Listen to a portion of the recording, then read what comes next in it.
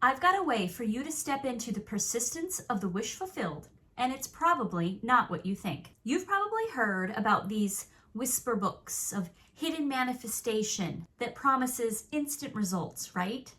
And let me tell you, I'd be the first one to line up for some magical technique that would instantly conjure my greatest desires out of thin air. But you probably know intuitively that it takes a little bit more than that to manifest real change. It's about vibrational attraction, maintaining a consistent one that lines up with the reality you want to experience. As Neville Goddard said, persist in the assumption that your desire is already fulfilled, for persistence is the key to bringing it into reality. And that's what we're diving into today. In this video, I will show you how to rethink, redefine what it means to persist in the assumption of the wish fulfilled so that this persistence feels natural, aligned, and inevitable. Hi, my name is Allison, and I am here to help you create the life you desire to experience. No scams, just real results. And I've used these exact principles to transform my life and help others do the same. Now, let's start. I want you to imagine two farmers. Farmer A decides to become a farmer and starts by researching the best way to do it.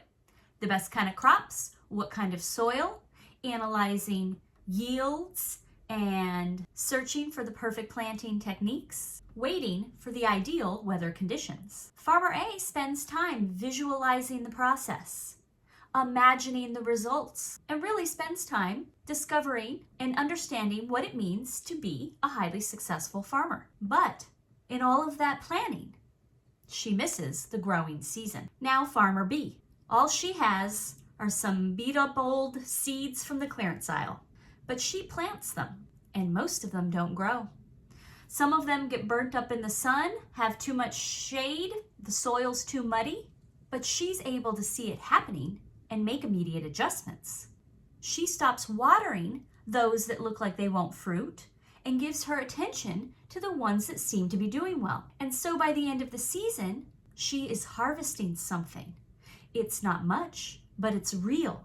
It's not perfect, but it's hers. Now, who do you think is set up to have an even bigger manifestation next time? Having something in hand is a much better place to start than to only still be holding thoughts and ideas. See, the question isn't, how do I get this perfect or find the easiest, fastest way? The real question is, how do I start right now and let the journey guide me into the perfect, synchronistic way to manifest my desires? At the core, it's never just about that thing you do that triggers a manifestation. It's never really about the technique. It's about who you become in the process. Because the moment you make a decision, the moment you decide to persist, that is an action, a vote towards the direction that has your manifestation. That is enough to conjure up magnetic attraction. Imperfect as it may be, weak and unnatural as it may feel, you will begin to generate momentum. The problem with these so-called hidden methods and instant promises is that they focus on a single moment. When true manifestation, according to the law of assumption and the law of attraction, requires a consistent and sustained vibration. It's not about activating something one time. It's about persisting in the assumption of the wish fulfilled until it becomes your reality. Persistence is the seeds that allows our manifestation to grow. And that leads us to point number one. One of my favorite quotes is from Dr. Martin Luther King Jr. Faith is taking the first step even when you can't see the whole staircase. Faith is stepping forward without requiring proof that the rest of the staircase is there. And as you take each step and see the staircase there beneath your feet, belief that you are getting somewhere starts to take hold. In manifestation, faith is choosing to assume your desire is already fulfilled, even when you can't see how your manifestation will come to you. And belief is what builds as you persist, as you take action, as you follow the synchronicities and intuition, as you start to see the small confirmations that your manifestation is on its way, your belief will grow. So faith is very powerful and a better starting point than building belief. But there is an issue. A lot of struggling manifestors, a lot of people in general, talk about having faith, and they treat it like if you've got it, that's all you need. Like, I have faith up on this shelf. Look at how nice it is. We need to use our faith. Failure to make faith a verb is the reason why so many struggling manifestors will never experience great change. Faith doesn't do us much good as an idea. Just like farmer A doesn't end up with a crop by just thinking about being a farmer. We need to use it. We need to plant the seeds of faith. We need to get out there and start sowing them up, or whatever farmers do. So the question to ask yourself is, are you ready to use your faith to persist in the assumption of your wish being fulfilled? And can you allow yourself to take that first step and feel good in this first step without knowing what the other steps are going to look like? Here's an example of how to take a first step, because you might be sitting there thinking, there's nothing I can do towards my manifestation at this moment. So back in the day, when I was trying to manifest financial stability, belief that all my needs and wants were easily met, I started out by doing the one thing I had been avoiding, and that was looking at my bank account. Now, back in the day, I was living paycheck to paycheck, not even paycheck to paycheck. It was like paycheck, negative, then paycheck, then negative, then paycheck. I was very familiar with my bank's overdraft fee system, and I didn't like looking at it. So when I decided that I would manifest and become financially stable, I made myself look at my bank account. And I would open up that app, and I would look at the numbers, and I would allow myself to feel disappointment, frustration, fear, low self-esteem, inadequacy. I allowed those feelings to come up, and then I worked my way into a neutral position. I worked my way into being able to hold faith as the dominant vibration, that all of my needs and wants were being met. I persisted in the assumption that regardless of what I was looking at, I was being financially taken care of. And I did that until that became my natural state of being. What can you do today in faith that the entire staircase will unfold, but so that you can feel now the security, the stabilization, the certainty that your manifestation, your wish is fulfilled?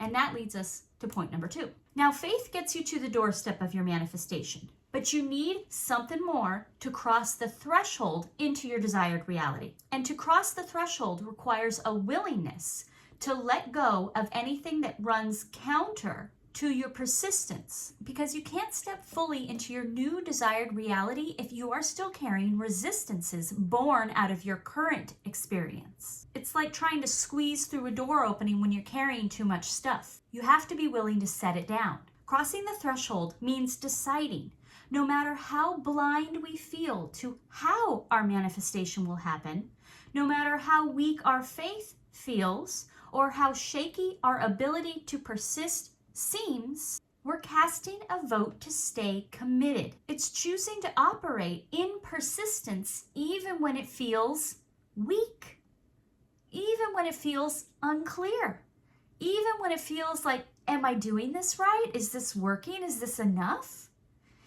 Yes, because at the beginning, we cannot expect ourselves to feel expert level. We have to start somewhere.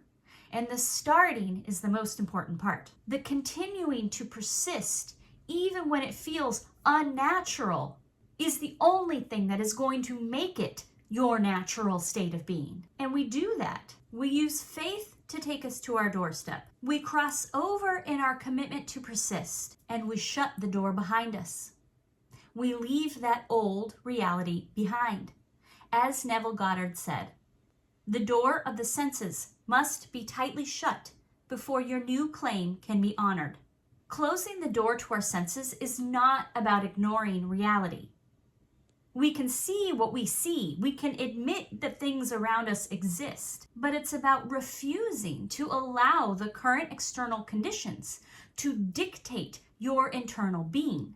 It's about persisting in what you say is true for you, no matter the proof of your current senses. It's choosing to trust the assumption more than the conditions. To persist in taking that step on the staircase, even when there's no proof that the rest of the staircase even exists. So what does this look like for you? I have a few questions to help. You can ask yourself, what patterns or habits do I engage in that keep pulling me back into my old reality? If I stopped relying on what I can see or measure, how might my experience of persistence change? What does it feel and look like to commit to my desire, even when my senses show me the opposite? So for example, what patterns or habits might you keep engaging in that pull you back into your current reality? Do you watch the news every day and it fills you with concern for the economy? Do you have a habit of discussing doom and gloom topics with coworkers? These things keep you persisting in a reality you want to leave behind. If you're trying to manifest financial stability and freedom, these habits and patterns might be preventing you from crossing the threshold. Now you can either eliminate them or simply adjust your perspective on them. Question number 2. Instead of measuring progress by dollar amounts, you focus on embodying the energy of someone who is comfortable, secure. You persist in the feeling, not in the physical evidence. Now I know we've heard that before, but oftentimes the real work comes in continuing to tell yourself this works and continually reminding yourself that persisting in this way is doing something. Continue to convince yourself relying on persistence and the assumption is the path to manifestation. A lot of times our ego mind will start to kick in and say, nothing's happening, or you're not really doing anything. And how can you possibly change all this mountain of debt if you're not actively paying it down? You have to constantly bring yourself back to the fact that what I am doing is effective. Taking care of my internal state of being and remaining in persistence of my wish fulfilled is doing something. Stop relying on what your senses can measure and stay true to your state of being. And lastly, what does it look and feel like to commit to your desire even when your senses show you the opposite?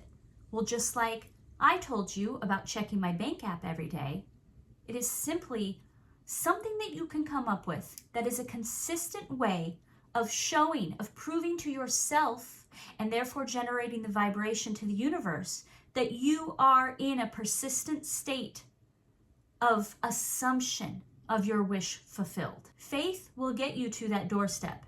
Commitment to your persistence is what will help you cross the threshold. Persisting in your wish fulfilled isn't about never having doubts. It's about choosing to stay committed even when your senses try and convince you otherwise. And if you're ready to rest more in the assumption of your wish fulfilled, I would recommend checking out this other video where I dive into the assume part more with imagination and developing your identity to help you really solidify these law of assumption teachings.